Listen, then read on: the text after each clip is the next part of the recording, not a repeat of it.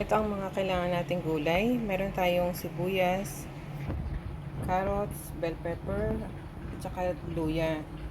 Depende na sa inyo kung anong cut ang gusto nyo. Pwedeng parang square.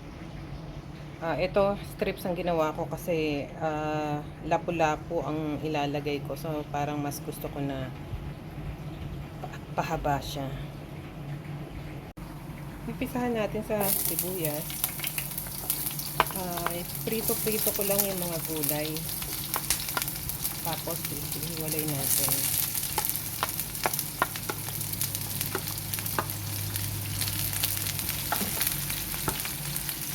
After few minutes, i-add na rin natin ng luya. Pag isda ang ginagawa ko, nilalagyan ko siya talaga ng luya. Pero pagka yung mga meatballs, hindi na kailangan. Chicken. Yan. Pwede na naman nating ilagay yung carrots.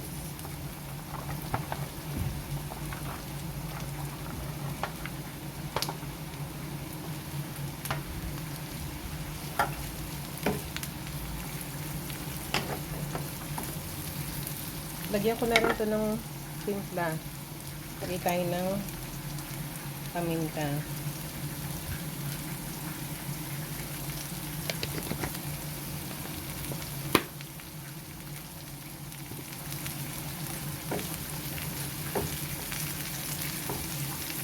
Lagay na rin natin ang bell pepper. Hindi naman kailangan malambot na malambot or maprito mo siya talaga. Parang kailangan lang ma-coat mo siya sa mantika. Ma-absorb mo yung lasa niya. Para mamaya, ibubuhos na lang to sa sauce.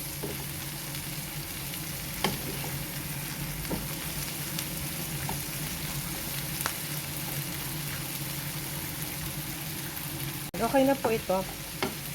Basta medyo malambot na yung carrots, okay na yun. Isa-set aside ko muna siya. Gawa naman tayo ng sauce. Naglagay lang ako ng mantika.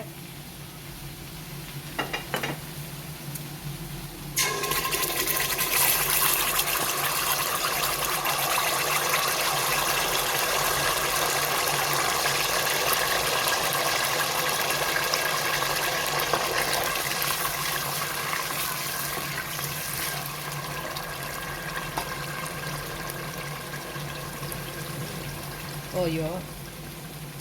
Ketchup, toyo. Pepper.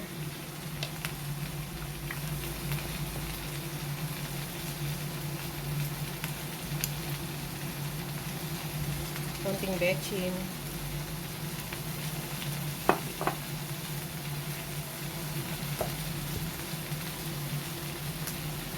Konting asin. Vinegar. Konti lang. Pwede naman i-adjust mamaya. At saka sugar.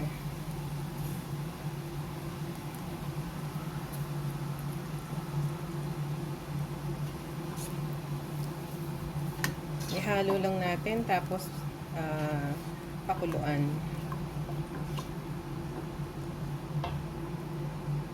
Lagay din ako ng konting 5 spices.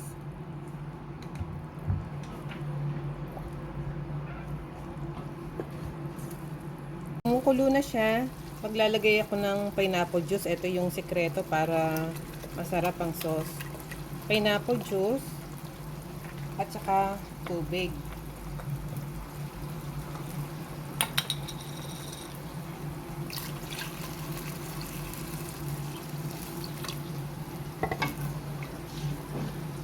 And pakuluan lang natin siya. Tapos timplahan kung ano pa yung kulang. Saka natin lagyan ng pampalapot. Ayan, kumukulo na siya. Gawa tayo ng pampalapot. Cornstarch lang at saka konting water. Saka nyo lang siya i-mix. Tapos tikman nyo na rin yung sauce nyo kung tama na sa asim, sa alat, sa tamis. Bago tayo maglagay ng pampalapot. Ayan, okay na sa akin yung asim. Alalay po kayo sa vinegar kasi pagka masyadong marami ng vinegar, mahirap na siyang timplahan. So, ito na yung pampalapot natin. Lagay tayo.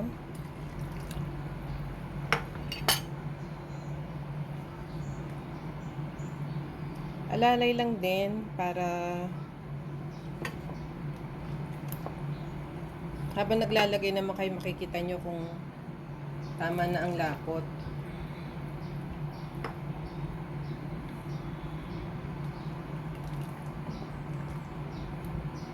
Ayan, konti pa. Pwede rin ilagay nyo cassava flour.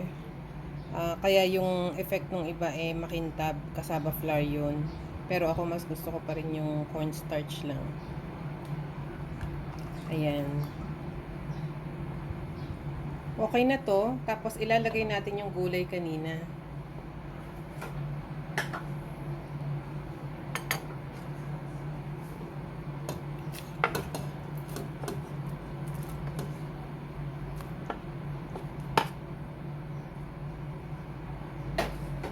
Ayan, para maiwasan na malamog yung mga gulay. Tapos nagtira lang ako ng konti para sa toppings ko mamaya. Ayan, okay na po ito. Prito naman tayo ng isda.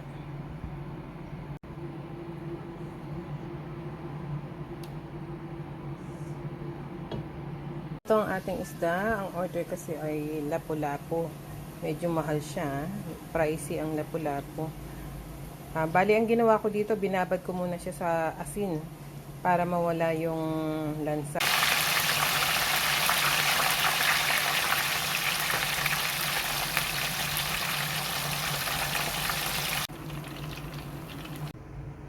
Ito na ang ating lapu-lapu, fried lapu-lapu. Tapos ibubuhos na lang nila ang sauce. Gusto kasi ng client, malutong pa rin yung fish, kaya mas maganda nakahiwalay yung sauce. Thank you for watching.